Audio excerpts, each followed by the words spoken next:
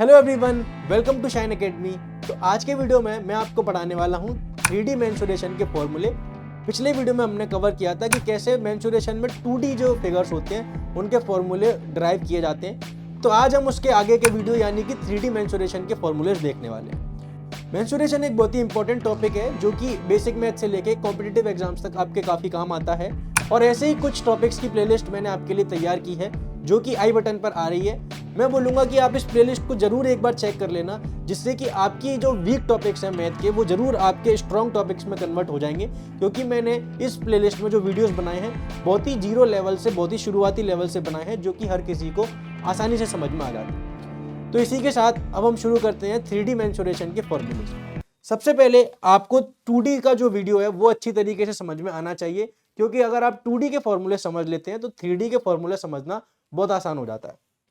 देखिए, जैसा कि मैंने आपको पिछले वीडियो में बताया था कि 3D फिगर कौन से होते हैं जो 3 डायमेंशन होते हैं। तो सबसे पहले हमारे पास 3D फिगर जो आएगा वो आएगा क्यूबॉइड का।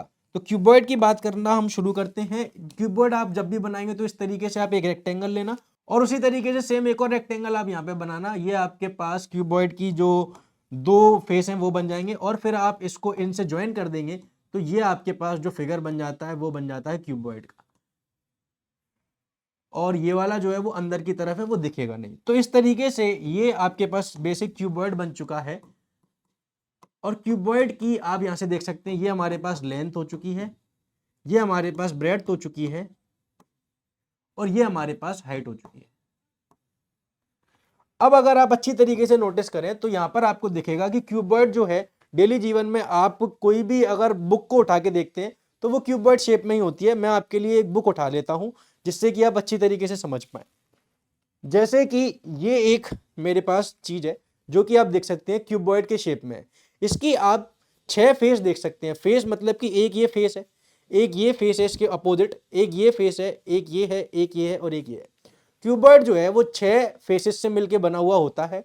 क्यूबॉइड का अगर आपको बेस्ट एग्जांपल देखना है तो जिस कमरे में अभी आप ये वीडियो देख रहे हैं उस कमरे को नोटिस कीजिए। एक हमारे पास फ्लोर है, एक हमारे पास रूफ है और 4 दीवारों के बीच में हम बैठे हुए हैं।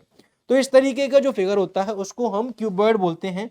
अब क्यूबॉइड की अगर बात करें या फिर किसी भी 3D फिगर की बात करें तो आपको दो एरिया की बात करनी पड़ेगी। एक होता है curved surface area, curved surface area या फिर lateral surface area, surface area, और एक होता है टोटल सरफेस एरिया जिसको कि हम टी ऐसे बोलते हैं। और फिर उसके बाद हम बात करते हैं वॉल्यूम ऑफ फिगर की। तो अगर हम सबसे पहले समझना चाहें कि ये जो है वो क्या होता है उसकी बात कर लेते हैं। तो कर्व्ड माने, जब अभी मैं आपको सिलेंडर और कोन पढ़ाऊंगा तब आप समझ लेना कि कर्व किसे कहते हैं। कोई भी चीज अगर गोलाई के शेप में है तो उसको कर्व बोला जाता है। बट आप देख रहे हैं क्यूबॉइड के फिगर में कुछ भी गोलाई के शेप में नहीं है। तो यहाँ पे जो एरिया आएगा वो कौन सा आएगा? लेटरल। अब लेटरल का जो मतलब होता है वो होता है खड़ा हुआ। कोई भी चीज अगर खड़ी हुई है तो उसको लेटरल बोलते हैं। इसीलिए लेटरल सरफेस एरिया कौन सा होगा? वैसा एरिया जो खड़ा हुआ है। अब आप देखें कि आपके जो कमरा है उसके अगर आप अच्छी तरीके से नोटिस करें तो कौन सी ऐसी शेप है, कौन सी ऐसी दीवारें हैं जो खड़ी हुई हैं? एक सामने, एक इधर और एक इधर। 4 दीवारें ऐसी हैं जो खड़ी हुई हैं। जो हमारा फ्लोर है वो आप देख रहे हैं हॉरिजॉन्टल है और जो हमारी रूफ है वो भी आप देख सकते हैं कि हॉरिजॉन्टल दिख रही है। तो इसीलिए ये जो 4 दीवारें हैं वो लेटरल सरफेस एरिया में काउंट होंगी, ऊपर और नीचे वाली लेटरल सरफेस में काउंट नहीं होगी। और टोटल सरफेस की बात करेंगे तो आप बताएंगे कि सारी की सारी दीवारें ही हमको काउंट करनी पड़ेंगी, क्योंकि नाम में ही आ रहा है टोटल, यानी कि सबको ही आपको ऐड करना है। अगर आप इस बेसिक अंतर को समझ रहे हो तो आज के बाद आप कर्व सरफेस, लेटरल सरफेस बहुत ही आसानी से निकाल पाओगे। तो आइए हम एक बार ट्राई कर लेते हैं। जैसा कि इसका नाम बता रहा है कर्व सरफेस एरिया या फिर लेटरल सरफेस एरिया, इसमें हमको क्या करना है? जो दीवारें हमारी खड़ी हुई हैं उनका एरिया निकालना है। तो यहां से आप मुझे इजीली बता सकते हो कि एक दीवार जो है ये वाली खड़ी हुई है। अब आप बताओ कि इस दीवार का अगर एरिया निकालना है तो ये जो लेंथ है वो h की है और ये जो लेंथ है वो b की है। अगर आपसे मैं पूछूं कि एक रेक्टेंगल का एरिया क्या होता है तो वो आप पिछले वीडियो से सीख के आ चुके हो। तो ये वाली जो दीवार है इसका जो एरिया आएगा वो कितना आ जाएगा? बेस इंटू हाइट, यानी कि मैं शॉर्ट में क्या लिख सकता हूं? BH। और ये अगर BH है तो ये वाली इसके जस्ट सामने वाली क्या होगी? BH होगी। तो एक और BH मेरे पास आ गया, कोई दिक्कत की बात यहाँ पे नहीं।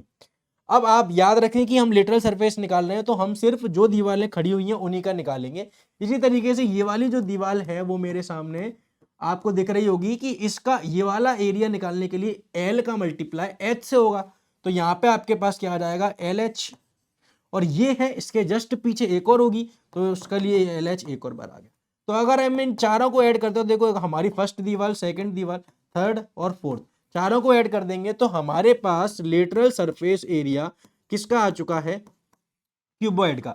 और जो कितना आ रहा है, 2BH प्लस 2LH। तो यहां से आप देख रहे हैं कि H कॉमन आ गया, 2 कॉमन आ गया, तो मैं क्या करूंगा, 2 कॉमन लेके L प्लस बी, और बाहर कितना आ चुका है, H।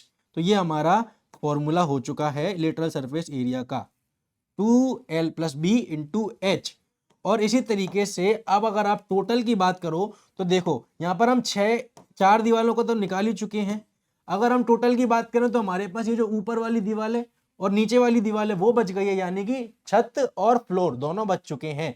तो इसके लिए आप बताओ कि ये वाला L इंटू बी ही तो होगा, तो L इंटू बी कर दिया, और वो भी कितनी बार, एक बार छत के लिए और एक बार फ्लोर के लिए। तो L प्लस बी 2LB हो गया है। तो अगर आप टोटल सरफेस की बात करोगे तो देखिए 2BH पहले से था, 2LH पहले से था, और 2LB नया आया है। तो यहां से हमने 2 कॉमन ले लिया, अंदर कितना आ गया, LB plus BH plus HL। तो इस तरीके से टोटल सरफेस एरिया आ चुका है। वॉल्यूम की अगर मैं बात करूं तो ये देखिए, यहां पर एक इंपॉर्टेंट बात मैं आपको बताना चाहूंगा कि ये जो क्यूबॉइड है, क्यूब हो गया, क्यूबॉइड हो गया, और जो हमारा सिलेंडर हो गया, ये सब जो होते हैं वो यूनिफॉर्म फिगर होते हैं। यूनिफॉर्म फिगर मतलब जब आप एक के ऊपर एक के ऊपर एक के ऊपर एक के ऊपर एक रख के उनको बना सको। यहाँ पर आप देख रहे हैं कि ये जो क्यूबॉइड है, अगर मैं एक रेक्टेंगल के ऊपर एक रेक्टेंगल रखूं, जैसे कि आप देख रहे हैं कि ये जो कागज हैं, ये देखिए अलग अलग सारे कागज हैं, इन कागजों को अगर एक के ऊपर एक के ऊपर एक रखा गया तो क्यूबॉइड बन चुका है। तो जब भी ऐसा फिगर बनता है जहां पर एक के ऊपर एक के ऊपर एक रखने से आपका जो फिगर है पूरा का पूरा वो बन जाता है, ऐसे फिगर को यूनिफॉर्म फिगर बोलते हैं। और यूनिफॉर्म फिगर की खास बात है कि उनका वॉल्यूम निकालना बहुत आसान है। क्या कर दो आप, बेस एरिया निकाल के उसका मल्टीप्लाई हाइट से कर दो। तो यहां पर हम देख लेते हैं कि क्या इस तरीके से इसकी वॉल्यूम निकाली जा सकती है। बिल्कुल निकाली जा सकती है। इसकी वॉल्यूम कैसे निकालेंगे, बेस एरिया मुझे देख रहा है लेंथ इनटू ब्रेड्थ, और हाइट से मल्टीप्लाई कर दिया तो वॉल्यूम आ गई है हमारे क्यूबॉइड की। तो ये हुआ क्यूबॉइड के बारे में कि उसका लेटरल सरफेस, टोटल सरफेस और वॉल्यूम किस तरीके से निकालते हैं। आइए अब हम बात करते हैं क्यूब की। अगर आप क्यूबॉइड अच्छे तरीके से समझे हैं तो आपको पता है कि क्यूबॉइड और क्यूब में ज्यादा अंतर नहीं है। जिस तरीके से रेक्टेंगल और स्क्वायर में ज्यादा अंतर नहीं था, सेम वही चीज हमको यहाँ पे करनी है। क्यूबॉइड किसे बोलते हैं, सबसे पहले तो आप वो समझ लीजिए, ऐसा फिगर जहां पे लेंथ, ब्रेड्थ और हाइट तीनों ही बराबर हो तो उसको हम तीनों को ए के बराबर मान लेते हैं। अब बहुत आसानी से आप लोग मुझे बताइए कि टोटल सरफेस एरिया कितना होगा। तो आप देखो कि एक सरफेस का कितना है, देखिए ये स्क्वायर है तो एक सरफेस का ए स्क्वायर आएगा, और ऐसी कितनी सरफेस है, 6, तो 6A स्क्वायर आ चुका है हमारा total surface area. Lateral surface की अगर मैं बात करूं, लेटरल सरफेस मैंने आपको बताया था कि ऐसी दीवारें जो कि खड़ी हुई हैं तो उस केस में वो कितनी होंगी, 4, और उन सारी दीवारों का एरिया कितना होगा, ए स्क्वायर। तो टोटल कितना आ जाएगा यहाँ पे लेटरल सरफेस, 4A स्क्वायर। और वॉल्यूम की अगर बात करें तो अब आप बहुत आसानी से बता सकते हो कि base area into height. Sir ये भी तो यूनिफॉर्म फिगर है, बिल्कुल है। तो बेस एरिया इंटू हाइट लगा सकते हैं, बिल्कुल लगा सकते हैं। तो बेस एरिया कितना है, ए स्क्वायर, और हाइट किसके बराबर है, ए के बराबर। तो ये कितना आ गया, volume equal to A cube. तो ये हुआ कि क्यूब के केस में आप किस तरीके से सारे के सारे फॉर्मूलेस निकालते हैं। नेक्स्ट फॉर्मूले की बात करते हैं। नेक्स्ट हमारे पास आ गया है सिलेंडर। और सिलेंडर के केस में आपको सर्कल की नॉलेज होनी चाहिए। अगर आप सर्कल के बारे में अच्छी तरीके से बता सकते हैं तो सिलेंडर का बताना काफी आसान है। चलिए सिलेंडर की बात करते हैं। यहां पर अब आप समझ सकते हैं कि हमारे पास जो लेटरल सरफेस, जो एरिया खड़ा हुआ है, वो लेटरल में कर्व्ड के शेप में है। जो सिलेंडर है, जैसे कि आप इसको देख सकते हैं, या फिर ये बोतल आप देख सकते हैं, ये जो शेप है वो सिलेंडर का शेप है, और इसका ये जो एरिया लेटरल जो खड़ा हुआ एरिया है वो कर्व के शेप में है। इसीलिए यहाँ पे हम लेटरल सरफेस की जगह क्या निकालेंगे, CSA, कर्व्ड सरफेस एरिया। और इसके अलावा हम निकालेंगे TA से टोटल सरफेस एरिया, और इसके अलावा हम निकालेंगे वॉल्यूम। सबसे पहले वॉल्यूम निकाल लेते हैं, बहुत आसान है। अब सबसे पहले तो आप समझो कि इसकी रेडियस कितनी है, रेडियस है r और इसकी हाइट कितनी है h। अभी अभी मैंने आपको बताया कि ये एक यूनिफॉर्म फिगर है। कैसे यूनिफॉर्म फिगर है कि अगर आप एक डिस्क के ऊपर दूसरी डिस्क रख दो, फिर उसके ऊपर दूसरी डिस्क रख दो, एक के ऊपर एक के ऊपर एक के ऊपर एक, तो जो फिगर मिलता है वो सिलेंडर मिल जाता है, उसमें कोई दिक्कत की बात नहीं। तो बेस एरिया इंटू हाइट अगर आप निकालोगे किसी भी यूनिफॉर्म फिगर का, बेस एरिया इंटू हाइट, तो वो आपको उसकी वॉल्यूम दे देगा। तो यहाँ पे हमारे पास बेस एरिया जो है वो सर्कल के शेप में है, तो ये हो जाएगा पाई आर स्क्वायर, और हाइट जो है वो h है, इसीलिए मल्टीप्लाइड बाय h कर देंगे। तो वॉल्यूम ऑफ सिलेंडर कितनी आ गई है, पाई आर स्क्वायर इंटू एच। अब जरा हम पहले कर्व सरफेस एरिया की बात कर लेते हैं। तो जब आप इस सिलेंडर को कट करोगे और इसको ओपन करोगे, तो आप देखोगे कि ये जो सिलेंडर है इसको अगर आप इस तरीके से कट करोगे यहां से, तो ये एक स्ट्रेट लाइन बन जाएगा। जब आप इस लाइन को, इस सर्कल को कट करोगे और ओपन करोगे, तो ये एक क्या बन जाएगा, स्ट्रेट लाइन। और स्ट्रेट लाइन तो अगर ये सर्कल होगा तब बनेगा, पर आप इस सिलेंडर को पूरे को बीच में से खोल दोगे। मान लो मैंने इस सिलेंडर को यहां से काट दिया बीच में से और पूरे को खोल दिया, तो मुझे एक रेक्टेंगल देखने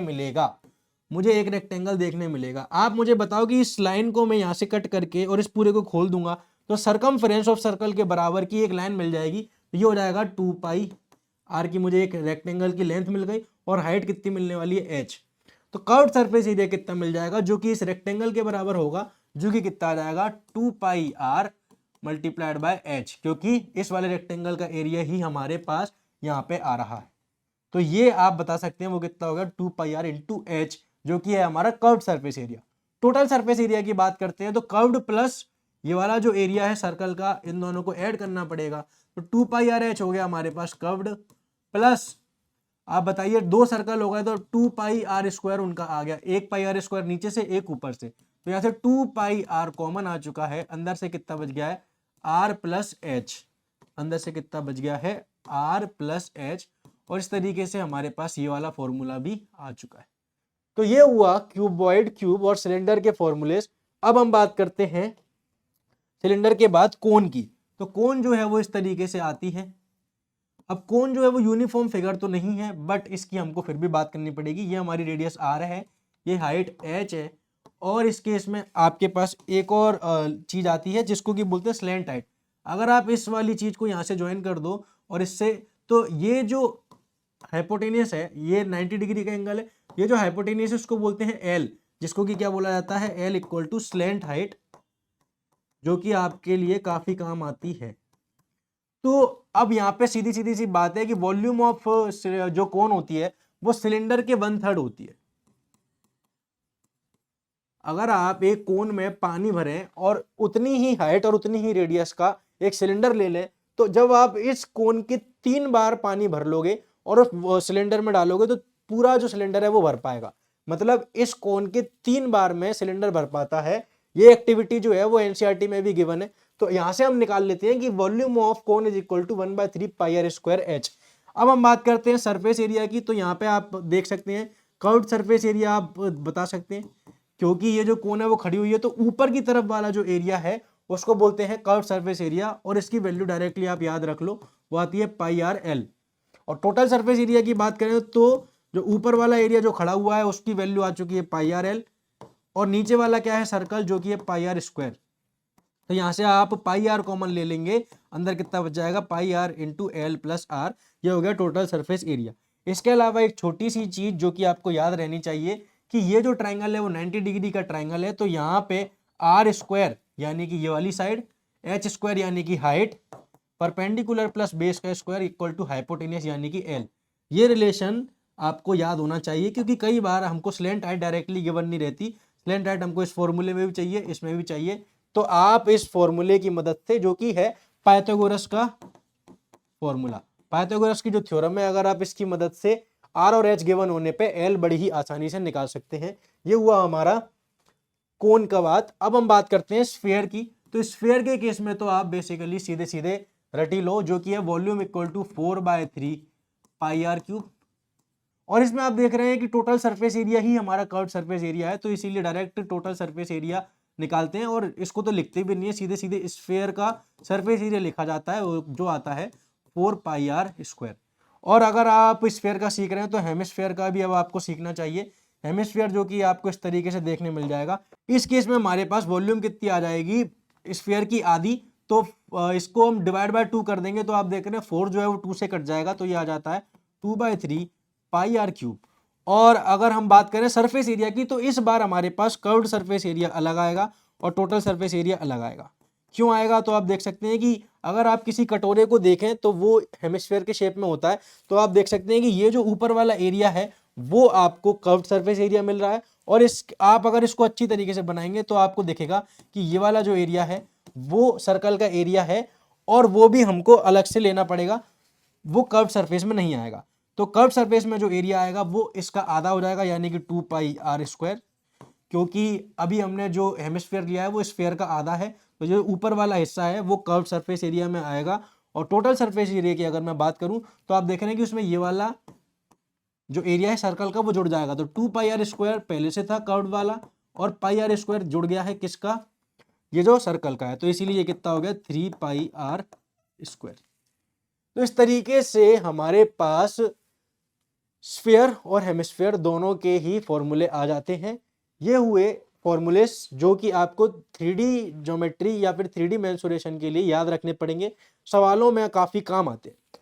तो अगर आप चाहते हैं कि आपको इस टॉपिक के जो सवाल है वो कराने मिल जाए, जो कि पिछले एसएससी के एग्जाम्स जैसे कॉम्पिटिटिव एग्जाम्स में आए हुए हैं, तो आप शाइन एकेडमी का जो एसएससी वाला चैनल है उसको फॉलो कर लें। वहाँ पर मैं न्यूमेरिकल्स इनके ऊपर के जरूर लेके आऊँगा। इस चैनल पे मैं आपके लिए सिर्फ फॉर्मूले लेके आया हूँ। तो ये था मेंसुरेशन का 3D वाला वीडियो। आपको वीडियो कैसा लगा आप कमेंट करके जरूर बताना।